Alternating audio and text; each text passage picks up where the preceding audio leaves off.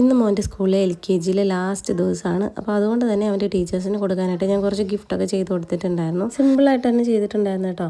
അത് കഴിഞ്ഞത് അവൻ സ്കൂളിൽ പോകാനായിട്ട് റെഡിയായി നിൽക്കുകയാണ്. ഇന്ന് അവൻ്റെ ലാസ്റ്റ് എക്സാമാണ്.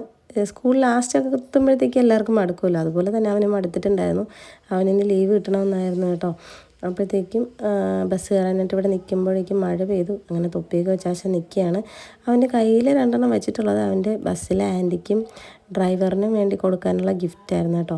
അങ്ങനെ അവനെ സ്കൂളിലൊക്കെ വിട്ട് കഴിഞ്ഞിട്ട് ഞങ്ങളൊരു ഡെൻ്റൽ ക്ലിനിക്കിൽ പോയി.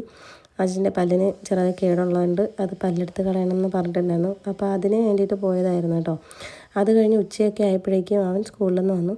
എന്നിട്ട് എന്തായാലും വെക്കേഷനല്ലേ, തല മൊത്തം ഭയങ്കര ചൊറിച്ചിലൊക്കെ ആയിരുന്നു. അതുകൊണ്ട് തന്നെ മുട്ടയടിക്കാമെന്ന് വിചാരിച്ചു. മുട്ടയടിച്ചുകൊണ്ട് വന്നപ്പോഴത്തേക്കും അവന് ഭയങ്കര ആകാംക്ഷയും തൊടാനുള്ള ആ ഒരു എക്സൈറ്റ്മെൻ്റ് ഒക്കെ ആയിരുന്നെങ്കിലും അകത്തുനിന്ന് അവരുടെയൊക്കെ കളിയാക്കൽ കേട്ടപ്പോഴേക്കും പുറത്തിറങ്ങിയപ്പോൾ ആശാൻ്റെ വിധം അങ്ങ് മാറി. അവനാകെ സങ്കടമായി കേട്ടോ. എങ്ങനെ അങ്ങ് കരയാൻ തുടങ്ങി, പെട്ടെന്ന് അങ്ങ് പൊട്ടിക്കരഞ്ഞു കേട്ടോ. പിന്നെ ഞാൻ എല്ലാം പറഞ്ഞൊന്ന് സെറ്റാക്കി, ഇനി പുതിയ മുടി കിളിക്കുമല്ലോ എന്നൊക്കെ പറഞ്ഞങ്ങനെ സെറ്റാക്കി ഹാപ്പിയാക്കി. അങ്ങനെ വീട്ടിലെത്തി കുളിച്ച് ഫ്രഷായി ദേശം നിൽക്കുകയാണ്. അത് കഴിഞ്ഞ് വൈകിട്ട് ഞാൻ ജിമ്മിൽ പോയ സമയം ഞാൻ വീഡിയോ എടുക്കാൻ മറന്നു കേട്ടോ. അപ്പം ജിമ്മിൽ പോയി തിരിച്ചു വന്നു.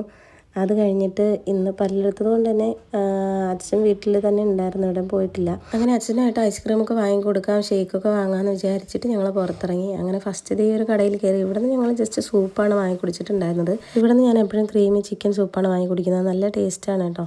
പിന്നെ അതിൽ കുരുമുളക് ഇട്ടൊക്കെ കഴിക്കുമ്പോഴത്തേക്കും നല്ല ടേസ്റ്റാണ്. അപ്പോൾ അച്ഛനും വാങ്ങിക്കൊടുത്തു, അച്ഛനും ഇഷ്ടമായി, മോനും കൊടുത്ത് അവനും ഇഷ്ടമായി കേട്ടോ. അപ്പോൾ അത് കഴിഞ്ഞിട്ട് മോന് എന്തെങ്കിലും കഴിക്കണമെന്ന് വിചാരിച്ച് ഞങ്ങൾ നെയ്യാറ്റിൻകര പോകാൻ നിന്നു.